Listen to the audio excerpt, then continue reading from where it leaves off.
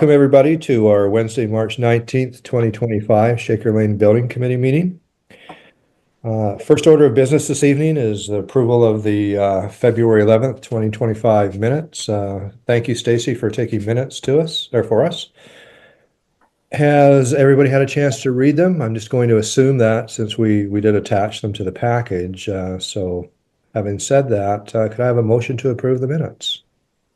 So moved. Second? Second. Roll call vote. Stacy?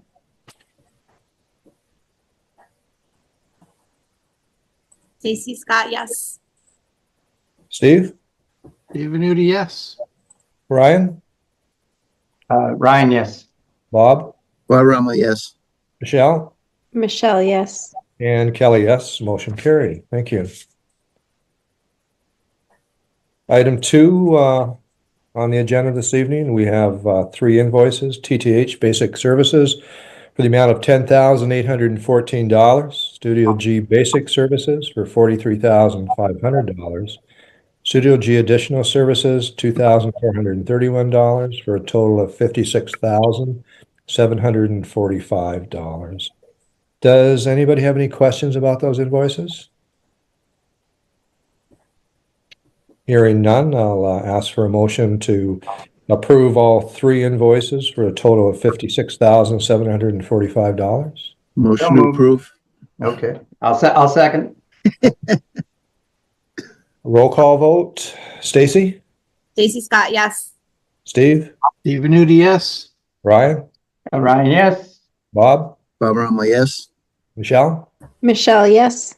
And Kelly, yes. Motion carried. Kelly, just to let you know, Mike Scudero and Chuck have joined the meeting. So if Good. they came in midway, but Would you like me to include them in the vote? if they've heard it, we're just let them know that we're making a motion on the invoices. Chuck? Chuck's yes. Yes, Mike Scudo, yes, I heard that. Perfect. Thank you. Item 3 on the agenda, update from Studio G.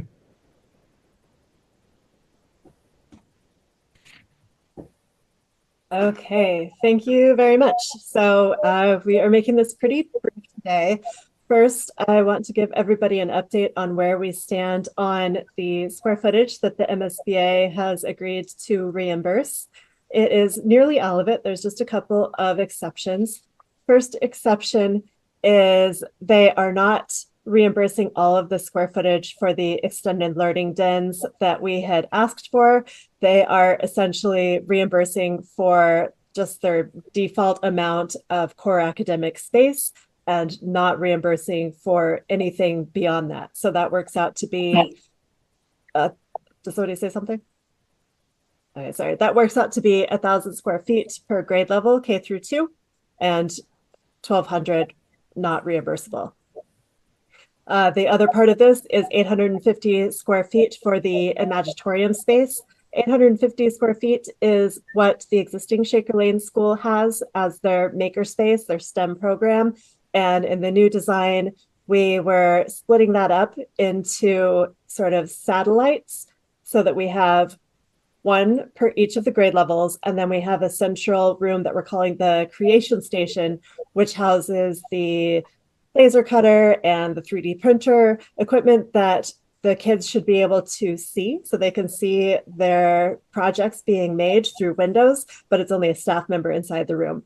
So the MSBA has initially said no to reimbursing that, usually because the state has a policy that STEM learning below grade 3 can take place in the classroom. The district wrote a letter and we have made a statement in our PSR arguing of why the school should have this space, and we have not heard back yet from the MSBA. So that 850 square feet is TBD, still under negotiation, and we'll let you know when we have an answer on that. The next piece that they are not reimbursing is an extended learning den for the pre-K. They are reimbursing for all the classrooms and the special ed pre-K classroom, just not the den. and also not the small group learning rooms for the preschool. And that's a small special ed space that are shared between each of the classrooms. There's a little bit of math down here at the bottom of what the net square footage and what the gross total looks like, showing you the scenario if they approve the Imagitorium and if they do not. But as of right now, the overall size of the building is still sitting at 97,232. Riley, can I ask Anybody have a any question? Please. So so the original cost estimates that we were looking at in terms of reimbursement, we were using the MSBA guideline, which would have covered 73,845 square feet. So this is better than what we had hoped for. Certainly there's some areas that didn't cover everything. But have you run the numbers in terms of what this will look like in terms of the impact of the cost estimate? That is tough to do at this point. So much has changed since we got that estimate back in October. And if we were to use the square foot, the dollar per square foot number, as the building gets larger, the dollars per square foot gets lower. As the building gets smaller, the dollars per square foot gets larger. But if anybody does want to do that math, I believe we were looking at $850 per square foot. I mean, it hasn't changed a ton in terms of square footage, so that it won't vary. I just did this on another couple of jobs, and it takes more than a few thousand square feet to throw it off. It's good news. It's just that because again that's about 20,000 more square feet than we thought we'd have. So that's. Yeah, and kudos to the team. We looked at the plan, we reduced it in every area that we possibly could without sacrificing our education plan. And Studio G was great, coming back 4 or 5 times with us with a lower square footage. And I feel pretty good about what we have here. It would be very difficult to cut any more space at this point in time. But in saying that, we all have to be cognizant of what was approved by the MSBA Board of Directors after our successful FAS PSR submission and the number that they set us. So we just all have to be aware of what that is and work within that. Yeah. Mark, I do have a question for you.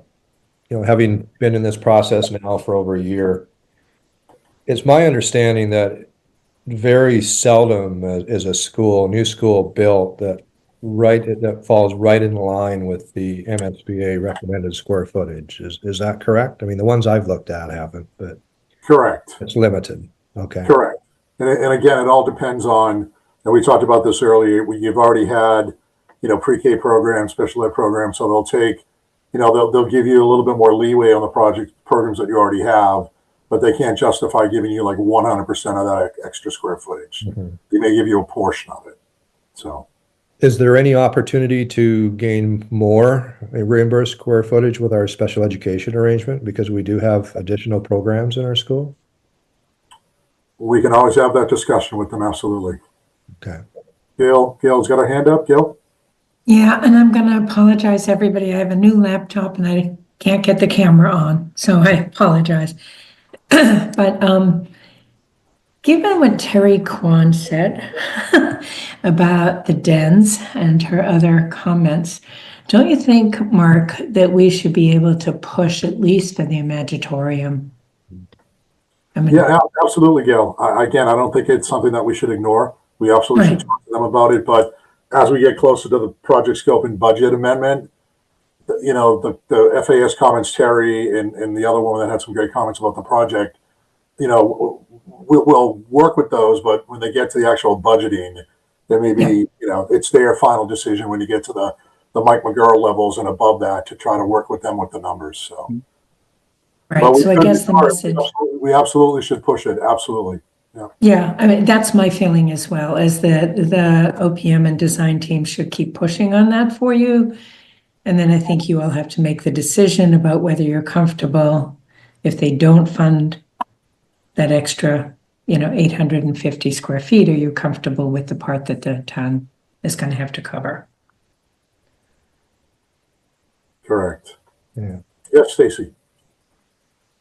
Yeah, so this seems like all really good news. So I just wanted to note that like a lot of the community feedback that we have gotten sometimes mentions that the kids don't need a castle.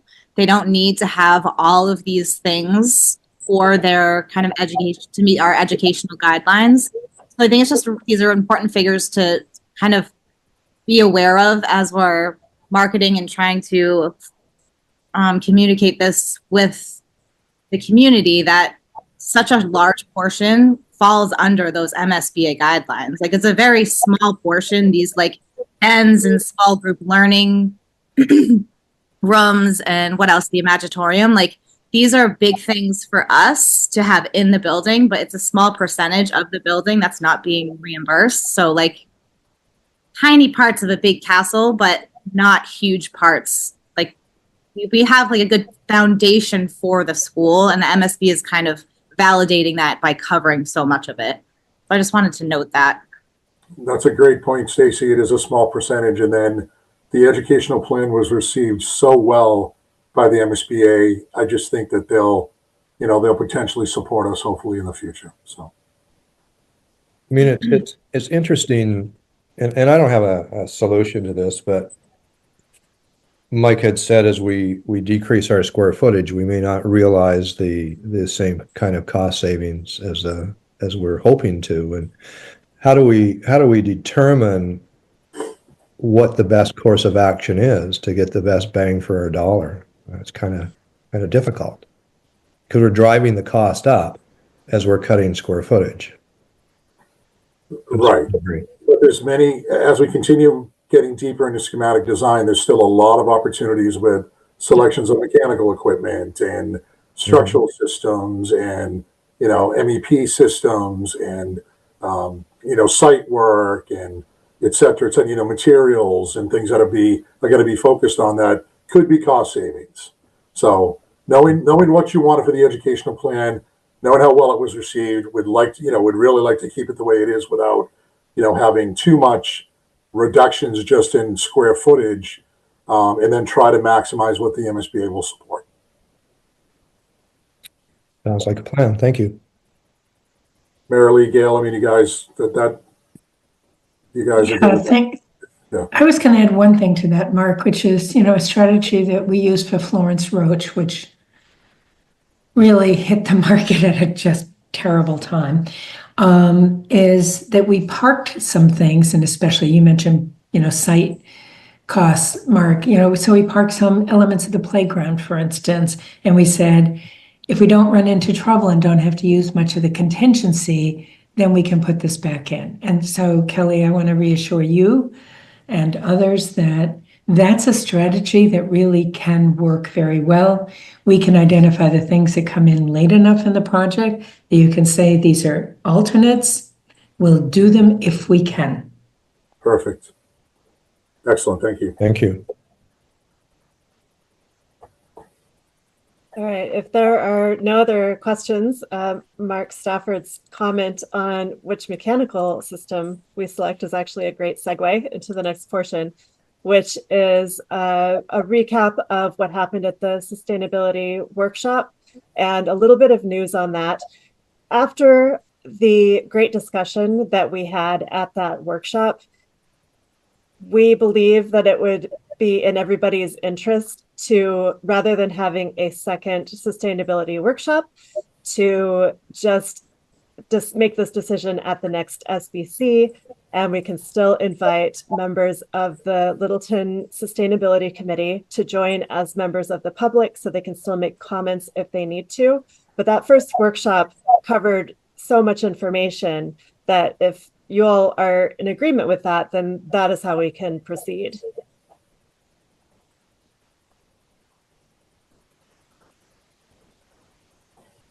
Okay. Stacey, was your hand up from before? Were you? Oh, okay. All right. So this graphic that I have up right now during discussion is just the recap of these 3 different all-electric options that we were considering, and then a mixed fuel option. And if any of the representatives from that subcommittee are here and want to discuss this a little bit, please do so. Yep. So Steve here. I was on the committee and part of the discussion. We did talk about the different options that are available to the building committee in order to qualify for the additional 3% MSBA reimbursement. We automatically get the 1%. Well, I won't say automatically. We get the 1% reimbursement for using sustainable materials, low emitting materials, indoor air quality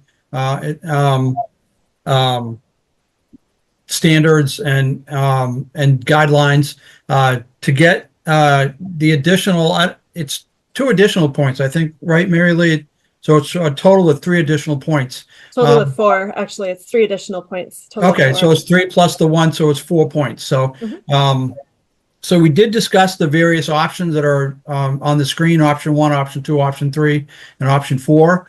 We kind of ruled out option 4 automatically because the consensus is we want to qualify for the 3 additional points, and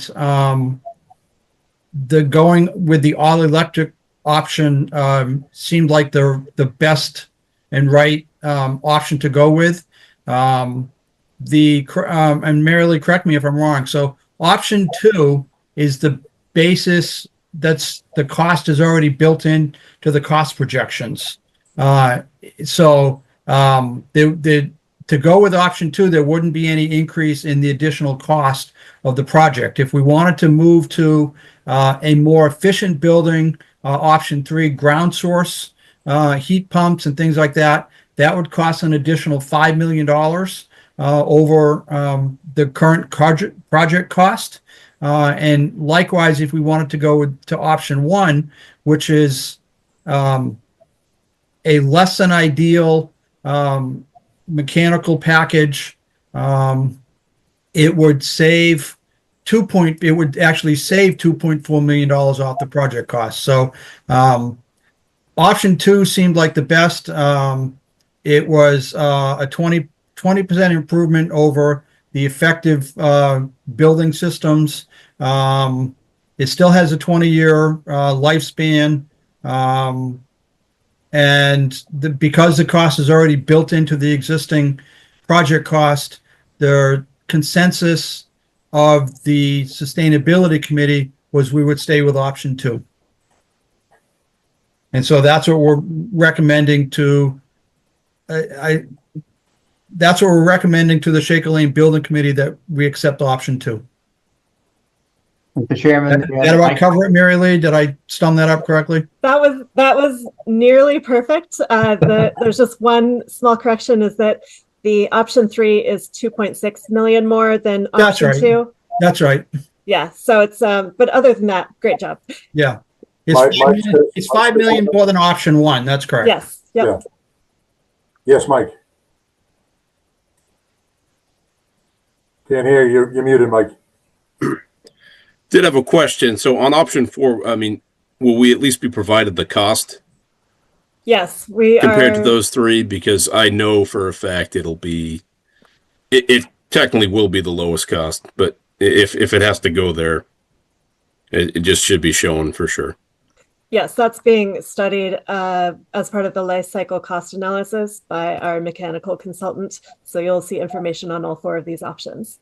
Yeah. So okay. The mandate, I'm not sure it's a mandate. The feelings of the sustainability committee, and Steve Moore was on that committee as well, was we go as green as possible within the current budget without incurring additional cost. And so we can go as green as possible with option 2 without incurring additional cost and still qualify for the additional 3%, MSBA reimbursement. So that was kind of the focus of the conversation, was Yeah. how green can we get within the current budget? And option 2 allows us to get as green as possible. It's all electric. Everything in the building is electric. I think there does need to be some discussions on what backup systems there are to the heat pumps for the really cold days. But I think Matt was part of that conversation. Correct me if I'm wrong, Matt. I think they used for temperature guidelines, they used a 5-degree day and making sure the systems can keep up with multiple 5-degree days without having to kick into like a backup system. Correct. If I remember that conversation correctly. You know, we get 5-degree days, we get -degree days, but they don't typically last that long. So the committee seemed to think that option and that parameter for the degree days was acceptable. But again, I think we need to make sure that we do have some kind of a backup system in case we get days that, you know, maybe we get a week of 5-degree days or something. So, but there wouldn't be any natural gas in the building. The generator would have to be sized right to handle the entire building if it's all electric. And that kind of stuff. All the kitchen appliances, all the kitchen utilities would be all electric. All the heat would be electric. So that was the bulk of the conversation.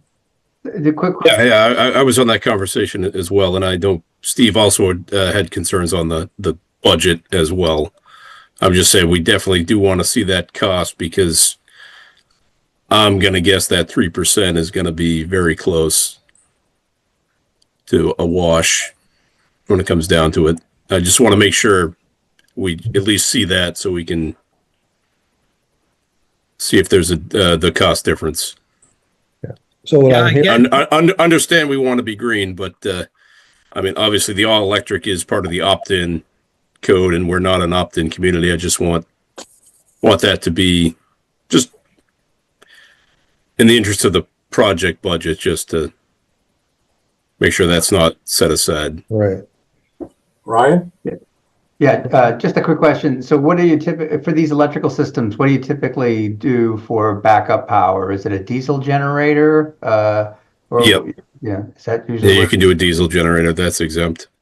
is okay, so that it wouldn't, are there other options? Well, the building will be solar ready. Yep. It's going to be part of the LEED requirements and the MSB requirements, the code requirements. Some schools that I've worked on have had battery backup for, you know, their solar arrays that I've worked on battery backup too. So that's something that we certainly can think about. There's an additional cost, obviously, for all of that, but typically it's a diesel generator. Yeah, so the option would be a natural gas generator, which means you then have to carry, you then have to pipe a natural gas line into the building to the generator. So Littleton School, so we have 4 schools in Littleton. The high school and the Russell Street School both have diesel backup generators. The middle school and Shaker Lane are currently natural gas fed backup generators. So we do have experience and precedence with diesel generators, and from a maintenance and operation side, I'm fine with the diesel. Has the generator been included in the cost of the project? That I am not sure. I'll have to check on. Yeah, I'm not It sure wouldn't be up either. there, but I believe it's probably in there because I would think that would be a standard thing. yeah, That should be in there. But we'll take a look at it. Okay. Yeah. That assumption is there. Yeah. We'll need to have a further discussion, definitely doesn't need to be tonight, about what needs to get backed up, right? Right. So your heating system. Oh, yeah, obviously, definitely. Your emergency systems. Ryan, a brief conversation you and I had, I just wanted to reflect on, since you have a municipal power company, there is the possibility of doing something that we did at the Florence Roach School in Groton, which is that we got the battery backup, it also serves as demand management for the municipal power company. So they actually bought it. So, the question would be here, can we be clever about this and get you something that actually gets you further down the road toward the future of electrification, and maybe they contribute the money for that or part of it. So again, I don't think you have to make that decision tonight. I think it's something that if you want us to do, we'd like to explore. Good suggestion. Thank you, Gail. Bob, I got to bow out, guys. Bob, thanks very much. Watch that sun. Take care. See ya. So are there any other questions for the sustainability piece of this at this point in time, or? Well, I'm just curious as to when we need to make this decision. Mark, what are your thoughts on this? We're going to be getting the life cycle cost analysis prior to the next building committee meeting, which is, I'm sorry, I forgot to put on the agenda again, but it's April 16th. Okay. So we will have those numbers, and we will send them out prior to people to kind of digest them with our thoughts, and then we'll have a discussion about them at the meeting. Sounds good. Thank you. Welcome. Was that it for slides, Mary Lee, or no? Yep, that's it. Okay, thank you. So TTH budget schedule update. So let me share my screen, and hopefully I'll get this right.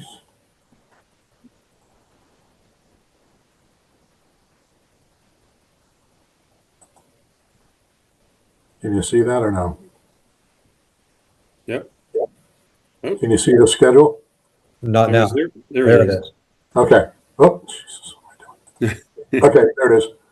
So where we are today at March 19th, tracking all the invoices and payments and things that you guys approve at every meeting. Bottom line, yellow line.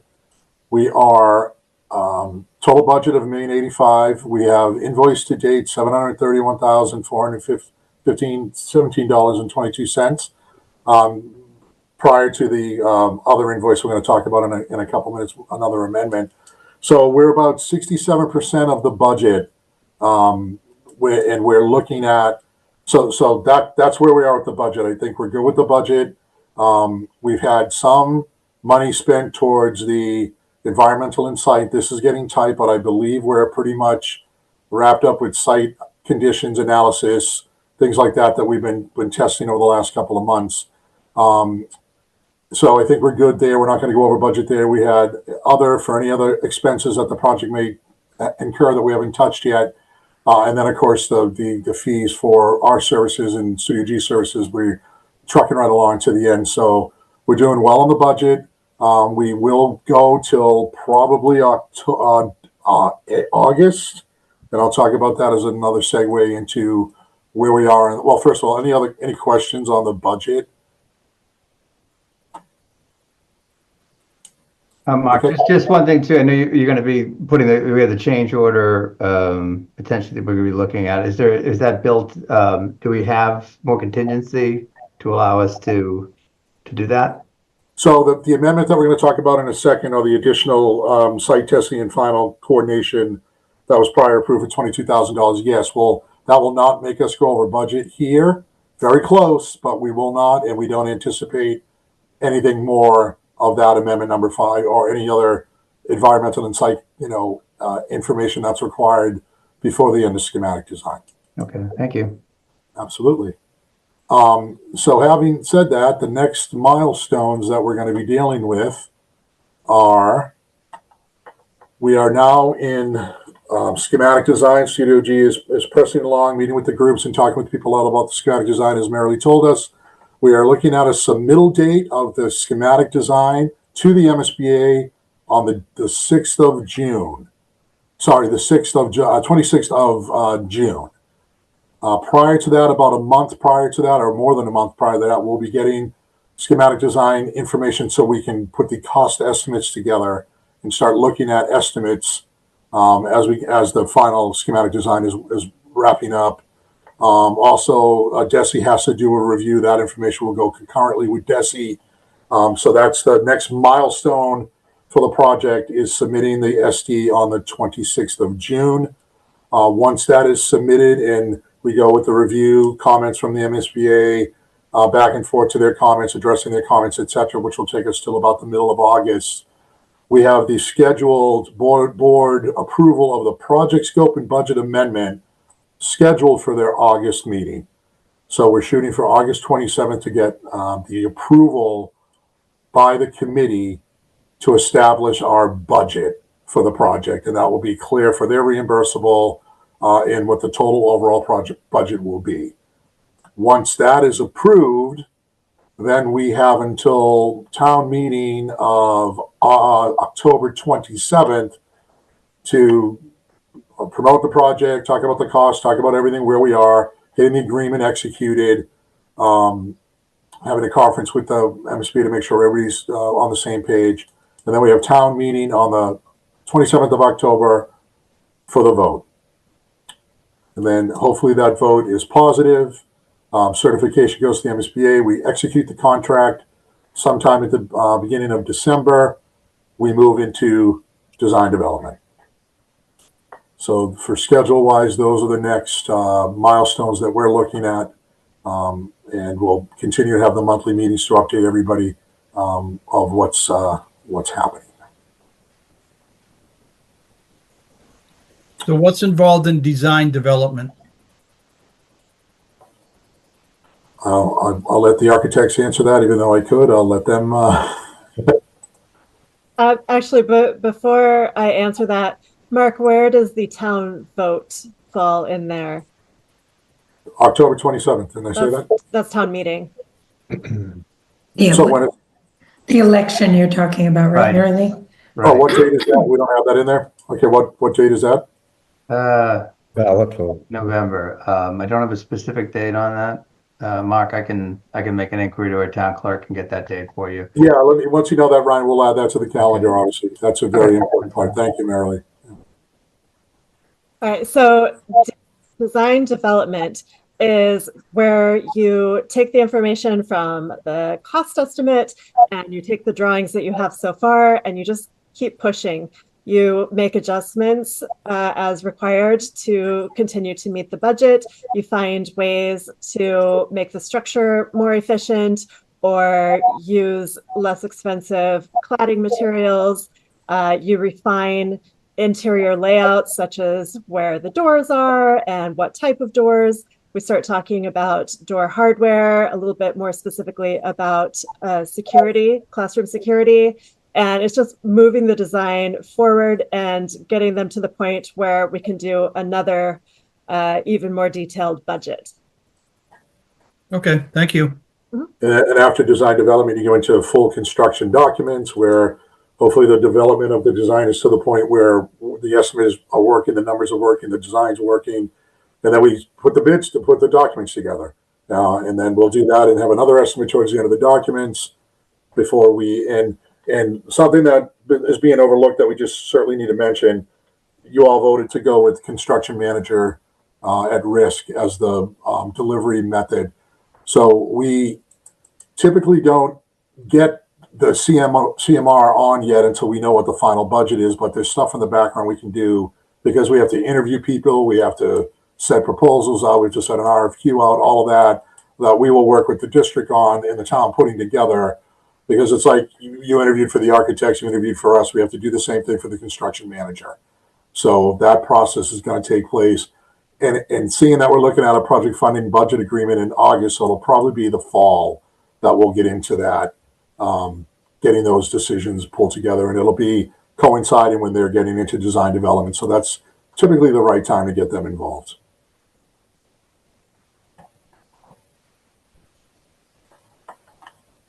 Thank Any you. other questions? You're welcome.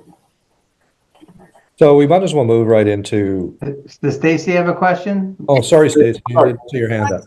It's just a clarifying question because you had mentioned the CMR. So it's happening, you'll be interviewing in the fall. But our town vote is October 27th. So we're going to have our total budget for the project. We're going to say like, this is the amount of money we're going to need for this project. But if we don't have that CMR stuff in place, we're not going to know how much materials cost. Do I have that right?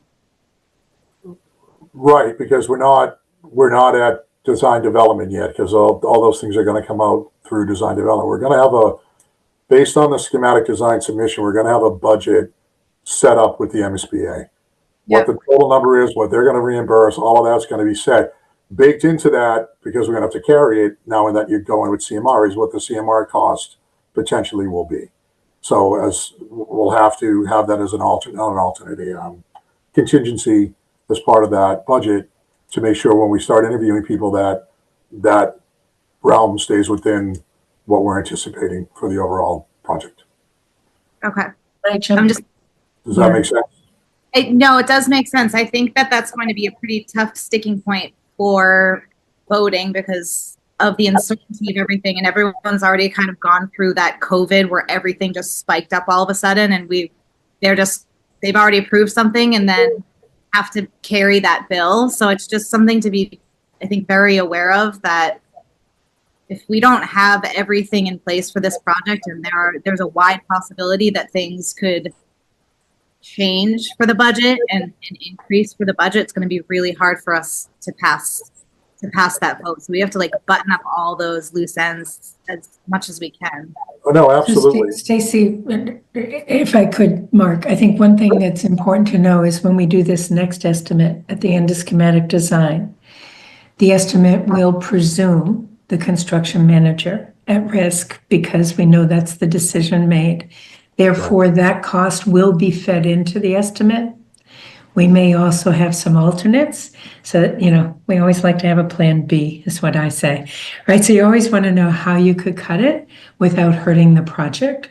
And that's one of the things that TTH and Studio G will be working on, making some recommendations to you all on. But the SD estimate, typically in a public project in Massachusetts, is the basis for budget.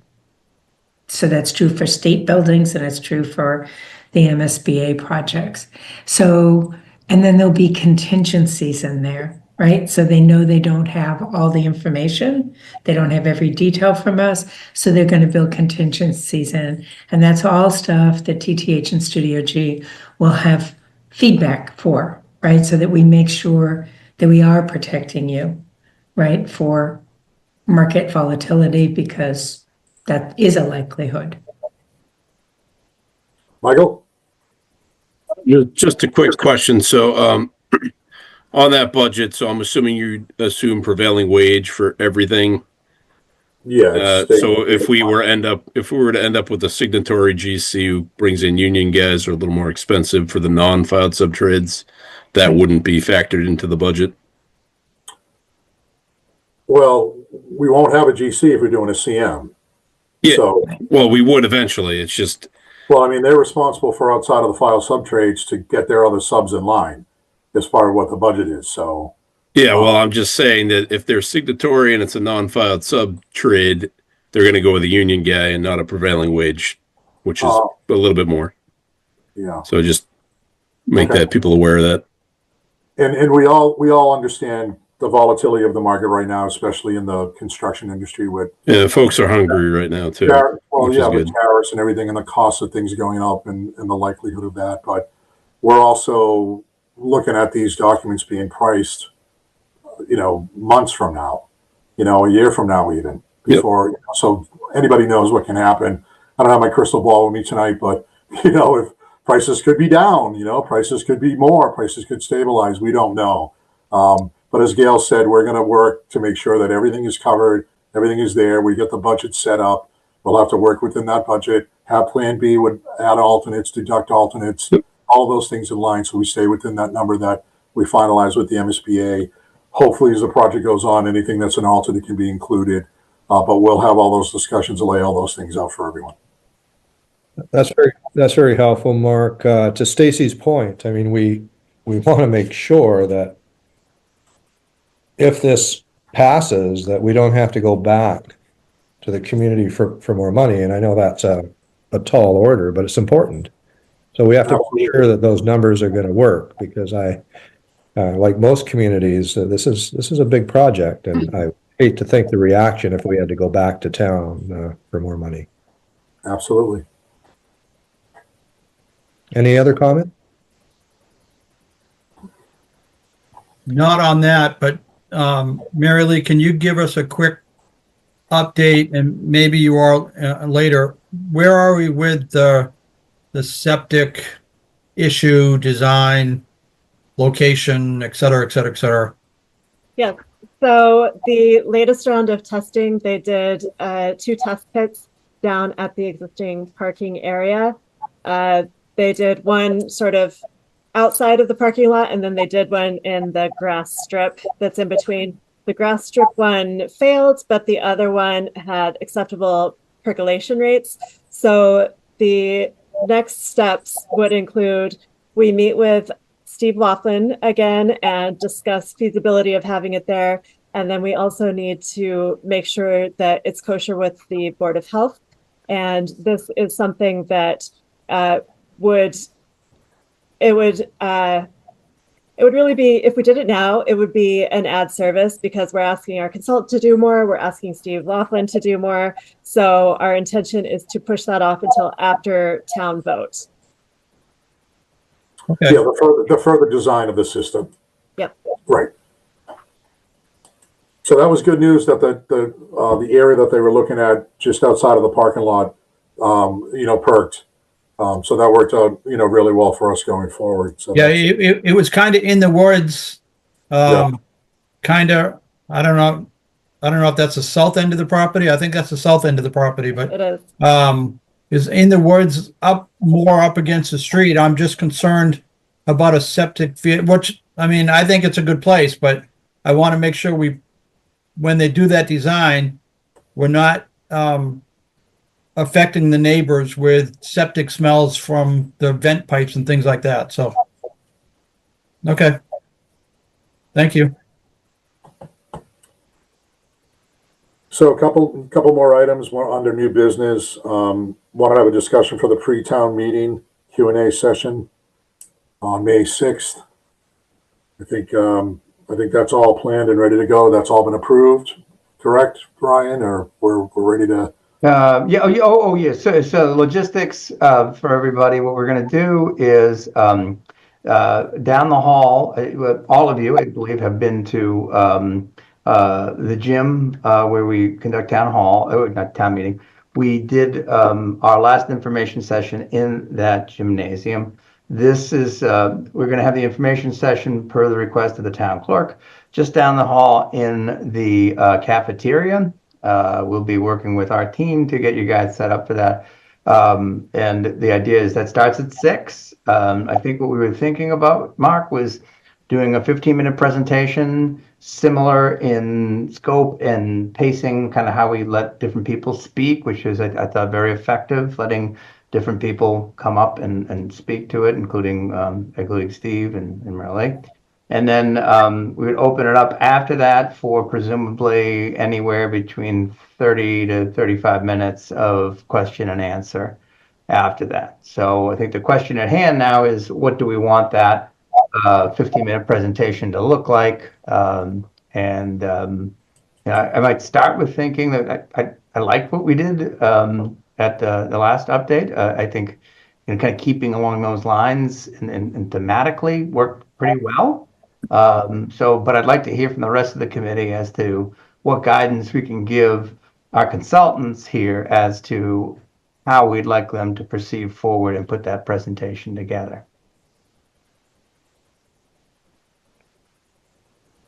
Well, I think it's important that we continue the conversation with square footage and have a similar conversation that we had tonight.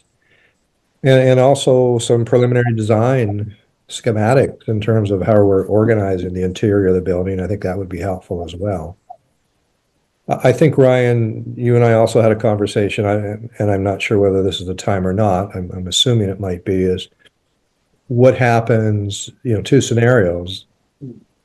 If it passes, we move forward, but if it doesn't, do we need the conversation in terms of we can't just leave Shaker Lane the way it is. We're going to have to do something. So I'm not sure whether this is the meeting and you feel we should go into that conversation or not. I think we need to, do so probably without any scare tactics, but being forthright with, at the information session about what the implications would be. You'd have the quote about the $450,000 that you and Steve came up with for temporary classrooms. You start doing the math off of that. It's important to relay in that presentation that just because if the town were to vote against this, there are still cost implications for saying no. Steve Venuti, what are your thoughts on that? I think we have to start talking to the town about the alternatives.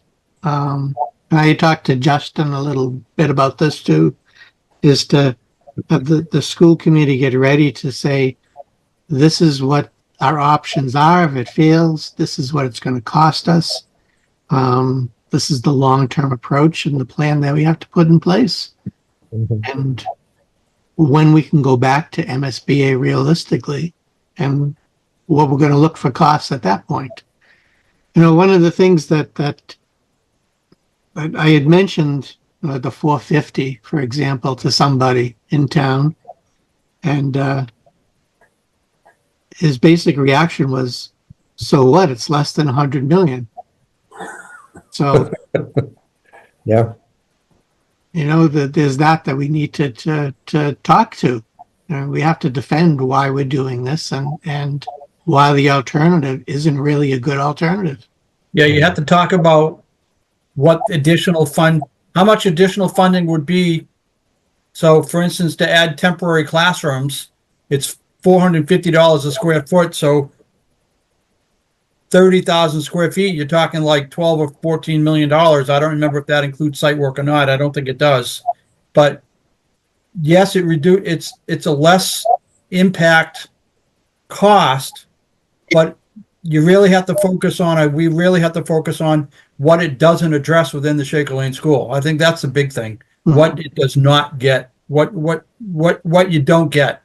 Yeah. Well, there's impending maintenance costs they're going to happen, significant costs. The fact that we don't have a fire suppressant system in that is huge. Yeah. Stacy?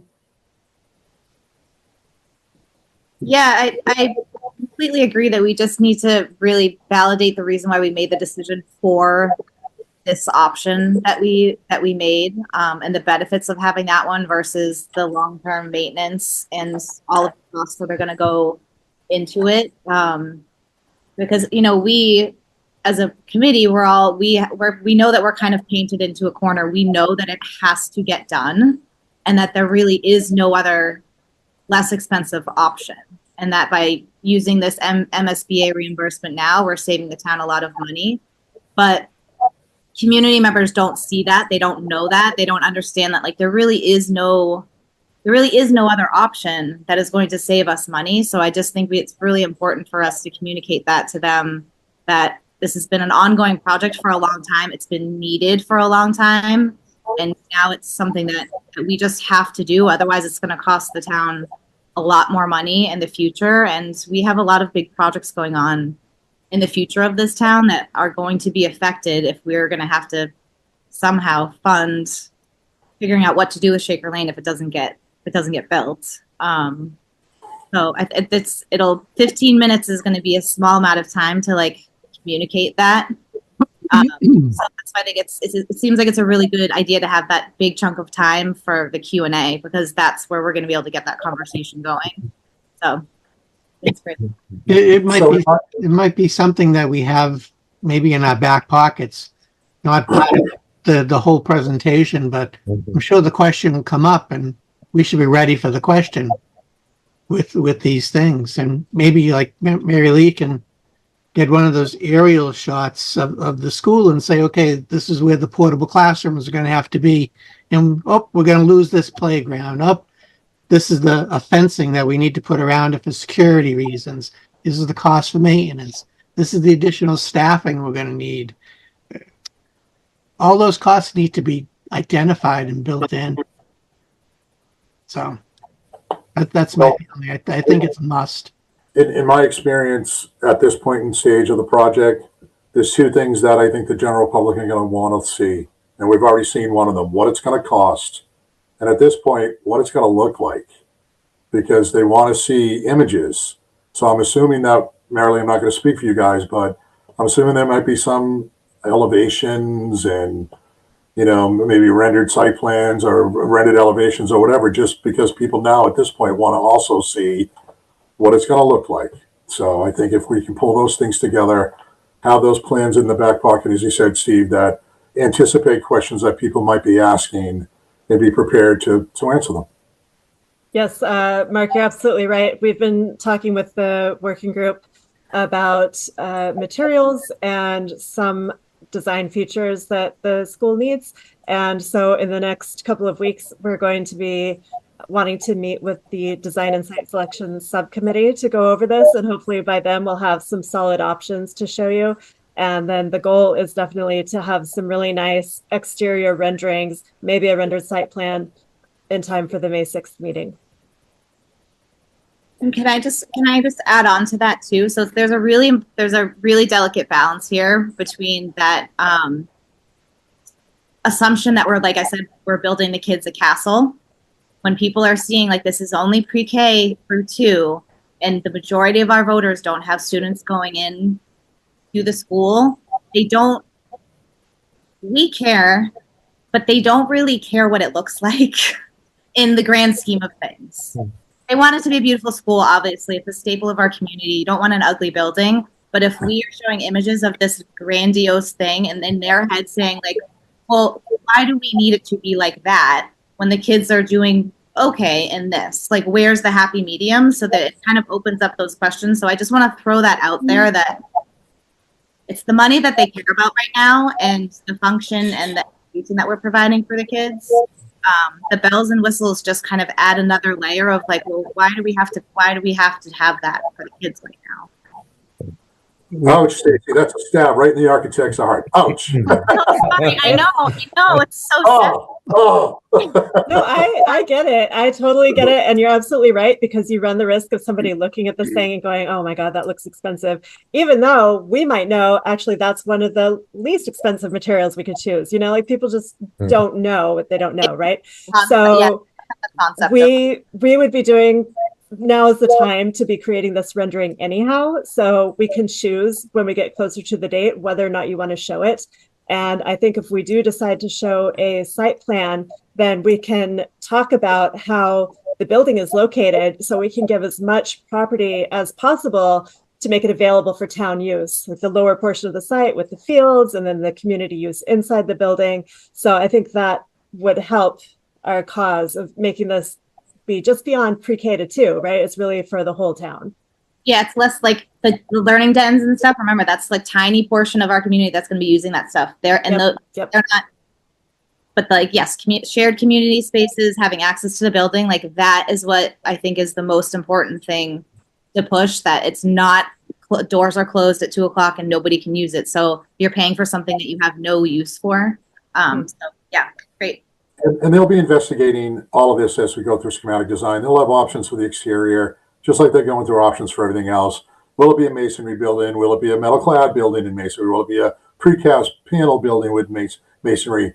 I mean, this town's a big, New England brick type of town. So maybe the assumption is it'll be more masonry than not. There's costs that go with that. So these guys are going to investigate all of that and come up with the costs that are going to be within the budget.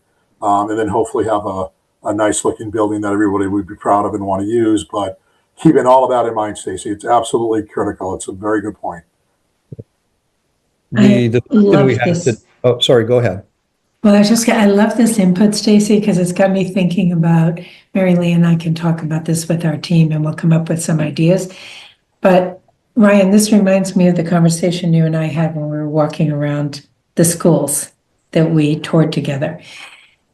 And there's this bottom line cost, which is what most people don't understand. You're going to pay for an HVAC system and you are going to pay through the nose for it.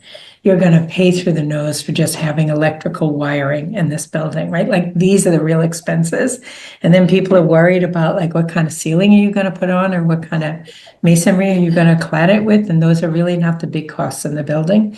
So I'm thinking we might even think, Mary Lee, about doing a diagram that kind of makes that point and brings it home. So I think I love these. You should come up with all the challenges because then it gets us thinking, how do we respond to it? Okay, how can we give you information that will really be responsive? Excellent. That's a great idea. Yeah. I mean, we had this conversation today at our meeting and I mean, Stacy, you're right. And then there's the opposite end. If you design something that looks like a warehouse, people aren't going to want to put the money into it either. So it's that midpoint, you know, the sweet spot, so to speak. How do we get to that? And I really like the idea of, you know, making sure our public understands that a lot of the cost of that building you really don't see. It's hidden. And that'll, you know, significantly help our discussions. And we're trying to create a design that's inviting, but not over the top. Any other questions before we move on? This is Chuck. I'm just going to jump in. Just a couple comments, if I can. Stacy mentioned, you know, there's a lot of projects. And that's, you know, people have concerns about a lot of expenses and a lot of projects. So obviously, people are worried about their taxes. That has led to a number of people saying, okay, so if we did this, when are we going to be looking to do the Russell Street School? And why didn't we look at doing Russell and Shaker all together at one site? So that's something to pack a bag for. And just a comment, because I've gotten a phone call on a new resident of Littleton who lives at 37 Shaker Lane, who was not aware of the project when she bought the house. And the house is literally surrounded by the school property. That greenhouse that has the piece of pie that sticks into the school property. So Mary Lee mentioned site plans. I just, I would ask that somebody from the schools visit the resident, and Steve or Kelly or whomever you want to reach out to me, I can give her contact information.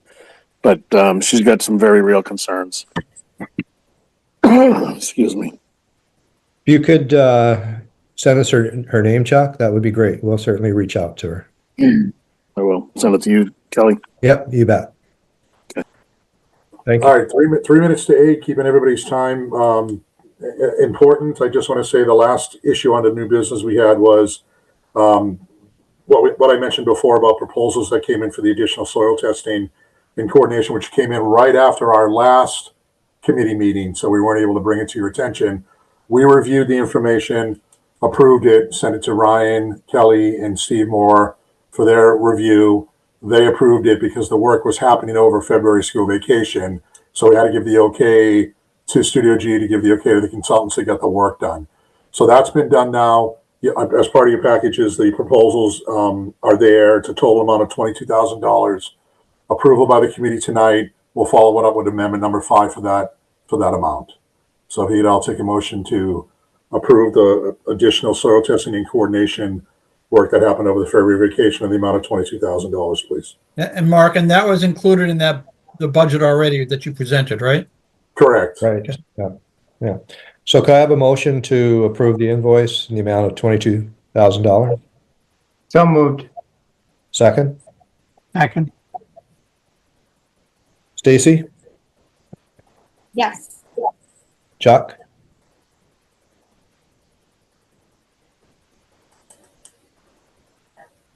Chuck, you muted. Chuck DeCoste is yes. Steve? Steve Venuti, yes. Ryan? Ryan, yes. Bob? Bob's gone. Bob's, Mike? Bob, Or Bob's golfing. Yeah. Mike? Mike Scaduto, yes. Michelle? Michelle, yes. Kelly, yes. Motion carried. Public Excellent. comment? And as not noted, that the next meeting is scheduled for Wednesday, April 16th. Thank you. Ryan, do we have anybody wanting to, No, there isn't. I just looked. Okay, perfect. Motion to adjourn? So moved. Second. Stacy? AC, yes. Chuck? Chuck DeCoste, yes. Steve?